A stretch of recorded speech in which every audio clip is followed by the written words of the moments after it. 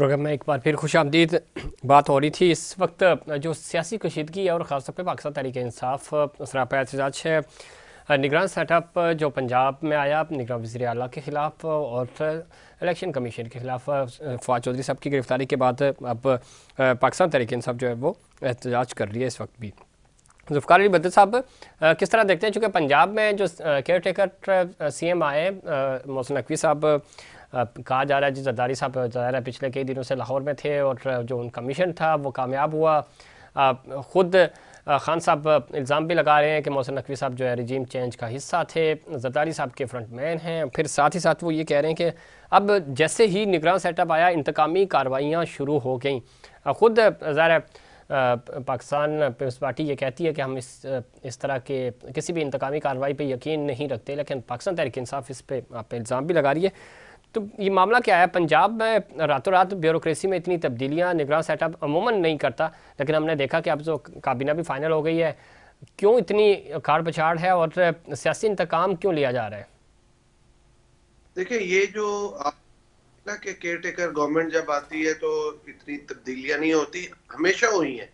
जब भी care taker government आती है तो वो इंतजामिया और पुलिस के जितना चीफ है और आगे सारी इंतजामिया नीचे तक टोटल चेंज होती है। ये तो अभी मैं समझता हूँ चूंकि आए हुए थोड़े से दिन हुए तो नीचे सारी रद्दोबदल होने में थोड़ा टाइम लग रहा है। तहरीक इंसाफ जो ये शोर मचा रही है, जी देखिए इमरान खान साहब की अपनी तस्वीरें हैं मोहसिन नकवी साहब के साथ, और सहाफियों का और सियासतदानों का आपस में मेल जोल होता है। जी जी मोहसिन का सिर्फ जरदारी साहब से ताल्लुक नहीं, उनका तमाम जो है पॉलिटिकल लीडरशिप के साथ ताल्लुक है। मैंने आज शेख रशीद साहब का बयान सुन रहा था, उन्होंने कहा जी मेरे साथ भी उसका बड़ा ताल्लुक रहा है, जो निगरान वजीर आला है, और मैंने उनको अपने घर में रखा भी है और पाला पोसा भी है।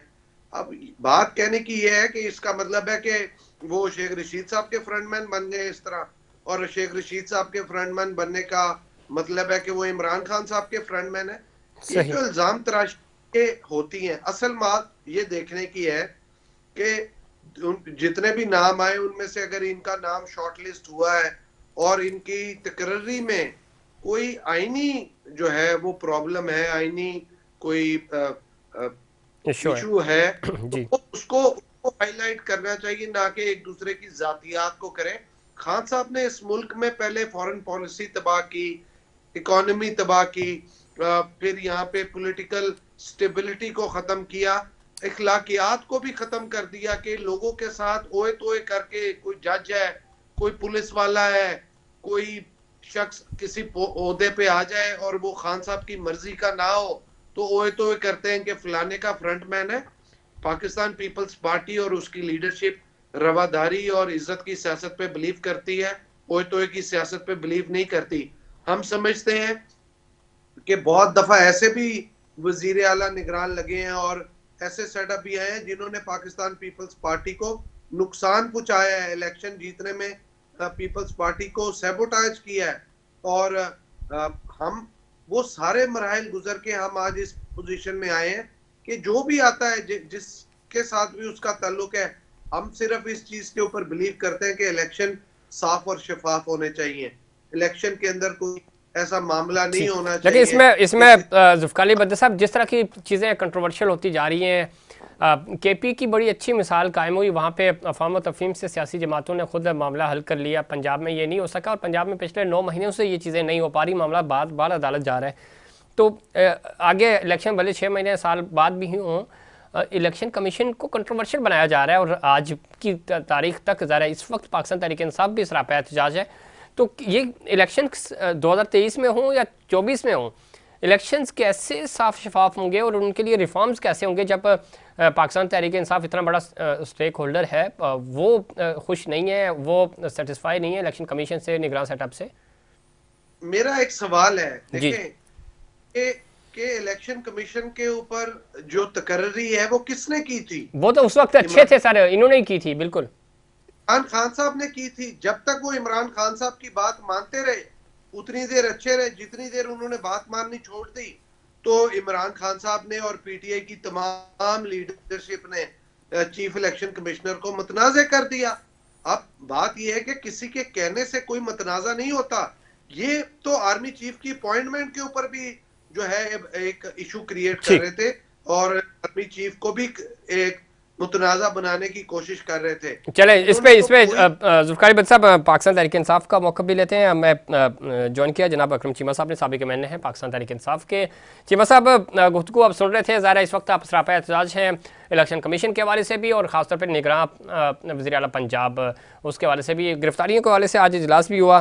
खान साहब ने सदारत की, साथ ही साथ डॉक्टर आरिफ अलवी साहब कह रहे हैं कि इस वक्त पस पर्दा कोई मुज़ाकरात भी नहीं हो रहे, मामला किस तरफ जाएगा। और अभी जुल्फ़िकार अली भट्ट साहब भी कह रहे हैं कि मौजूदा जो इलेक्शन कमिश्नर हैं, चीफ हैं, वो उस वक्त आप ही की मर्ज़ी के लगे थे, खान साहब तारीफ़ें करते थे, आज कह रहे हैं कि वो हमारे ख़िलाफ़ हैं और पाकिस्तान तहरीक इंसाफ को नुकसान पहुँचा रहे हैं। तो मामला हल कैसे होगा? कल पाकिस्तान यही पीडीएम की जमातें कह रही थी 2018 का इलेक्शन जो है वो चोरीशुदा मैंडेट है, उसी मैंडेट के तहत आज पीडीएम की हुकूमत कर रही है। तो यहाँ तो समझ ही नहीं आ रहा ना कि कौन आज अच्छा है कल बुरा है, कल बुरा था आज अच्छा हो गया।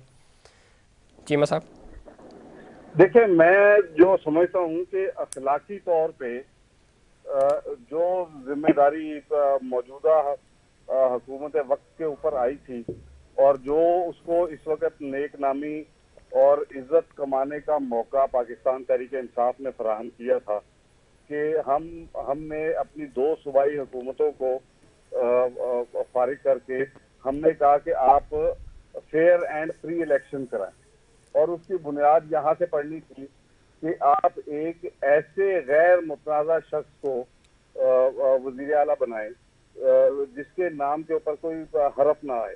22 करोड़ अवाम का पाकिस्तान है अल्हम्दुलिल्लाह। यहाँ पर हजारों की तादाद में काबिल एहतराम नामी गिरामी और बेदाग माजी रखने वाले जजेस मौजूद हैं। यहाँ पर बेदाग माजी रखने वाले यहाँ पर हजारों की तादाद में ब्यूरोक्रेट इस कंट्री के अंदर मौजूद हैं। क्या कोई ऐसा बंदे इनको नहीं मिल पाए जो गैर मुतनाज़िर हों और उनके जरिए ये इलेक्शन करा के, क्रेडिट तो इनका बनना है कि इन्होंने फ्री एंड फेयर इलेक्शन कराया, ये जिम्मेदारी तो इनकी बनती थी अखलाकी तौर के ऊपर, आईनी तौर पे भी। तो मैं समझता हूँ कि देखें, जब इन्ना माला मालो बिनियाद, हम लोगों का दारोमदार नीयतों पे होता है। हमारी नीयत साफ थी, हम अवाम में जाना चाहते हैं, ये अवाम में जाने से भाग रहे हैं और इसके अलावा इनका कोई दूसरा मकसद नहीं है। ये सारी हरकतें इसलिए कर रहे हैं कि ताकि मुताबिक चीजें सामने लाई जाए, मामले कोर्ट के अंदर जाएं, इलेक्शन के इल्तिवा के बहाने। चीमा साहब 8-9 महीने से ज़्यादा आप इलेक्शन मांग रहे हैं, लेकिन हुकूमत इलेक्शन देने को तैयार नहीं है, इलेक्शन करवाने को तैयार नहीं है। आप कह रहे हैं हम अवाम में जाना चाह रहे हैं, पंजाब असम्बली तहलील कर दी आपने, केपी असम्बली तहलील कर दी, कौमी असम्बली से बाहर आ गए, तो अब तो ऑप्शन ही नहीं बचा आपके पास और हुकूमत अभी भी तैयार नहीं है, अगले 6 महीने में इलेक्शंस नज़र नहीं आ रहे, तो क्या हिकमत अमली होगी अगली आपकी? देखिए, ऑप्शन इस पाकिस्तान को जो डी ट्रैक इस इम्पोर्टेड हुकूमत ने आके इन 8-9 महीनों में किया है, उसको ट्रैक पर लाने के लिए एक ऐसी हुकूमत जो प्योर अवाम के वोटों के जरिए मुंतखब होकर आए। मैं नहीं कहता कि पाकिस्तान तहरीक इंसाफ की हुकूमत आए, नून लीग की आ जाए, पीपल्स पार्टी की आ जाए, लेकिन फ्री एंड फेयर इलेक्शन और बेदाग इलेक्शन अब इस मुल्क का मुकद्दर है। मैं समझता हूँ कि अब किसी किस्म का भी झरनू इलेक्शन जो है ना, पाकिस्तानी कौम बर्दाश्त नहीं करेगी। ठीक है, आप कह रहे हैं कि election free and fair election ज़रूरी है। मिर्ज़ा इश्तियाक बेग साहब, आपको लगता है कि मुल्क अगले 6 महीने में इलेक्शन का मुतहम्मिल हो सकता है? ज़रा हुकूमत में है, फंड्स चाहिए, निगरान सेटअप अगर तवील होता है, जो कि एक्सटेंशन की बातें हो रही हैं कि शायद असम्बली, कौमी असम्बली जो है वो 1 साल की एमरजेंसी, माशी एमरजेंसी लगा के उसकी मुद्दत बढ़ा दी जाए, ये सारे काम जो हैं वो ज़रा आइनी तौर पे इसकी राह निकालनी होगी। आपको लगता है कि ये अमल इतना आसान है, या मुल्क फौरी तौर पे, जिस तरह पाकिस्तान तहरीक इंसाफ कह रही है कि फौरी तौर पे हमें इलेक्शंस में जाना चाहिए, आपको क्या हल लगता है और हुकूमत क्या सोच रही है इस पे? बेग साहब,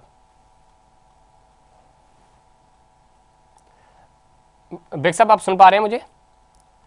कोशिश करेंगे बेग साहब तक दोबारा उनसे रब्ता करें और उनका पॉइंट ऑफ व्यू शामिल करेंगे। जुल्फ़िकार अली भट्ट साहब, मेरा सवाल आपसे यही है, आप गुफ्तगू सुन भी रहे थे चीमा साहब की भी, आपको लगता है कि अगले 6 महीने में आप इलेक्शंस, बेग साहब आप सुन पा रहे हैं मुझे?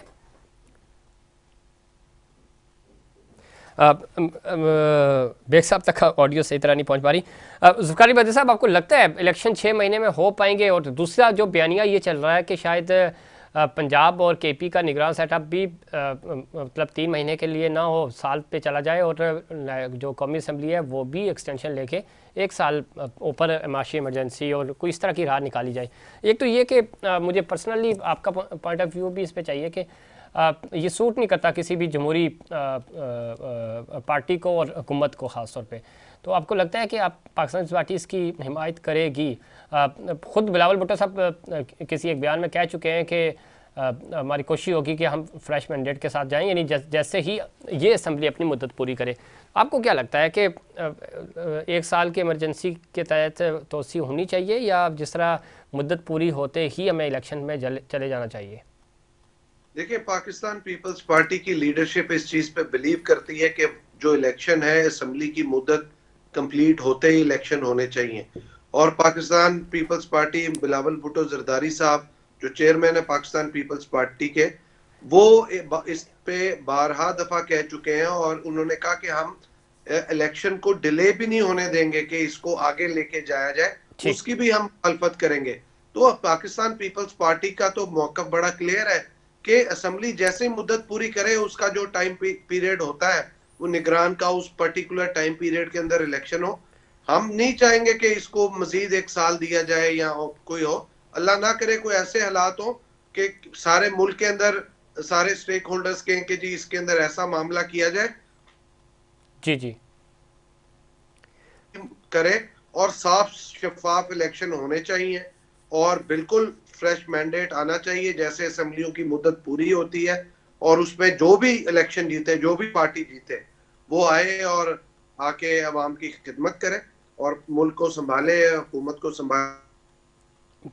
बिल्कुल ज़ुल्फ़िकार बद्र साहब ठीक कह रहे हैं, जिससे फ्रेश की अवाम को रिलीफ मिल सके। ठीक है, एक और पॉइंट फिर मैं चीमा साहब का पॉइंट ऑफ व्यू शामिल करूंगा चूँकि वक्त भी ख़त्म हो रहा है।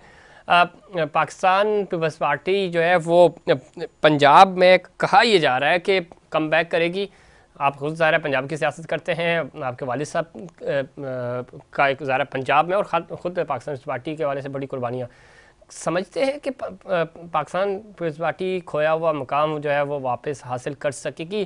ग्राउंड रियलिटीज़ में जो हमें नज़र आ रहा है, ज़रा आप खुद वहाँ बैठे हैं, वक्ती तौर पे हमें चीज़ें नज़र नहीं आ रही। ऐसा क्या सरप्राइज़ होगा कि अगले 6-8 महीनों में पाकिस्तान तहरीक इंसाफ, पाकिस्तान पीपल्स पार्टी जो है वो पंजाब की बड़ी जमात बन के उभरेगी?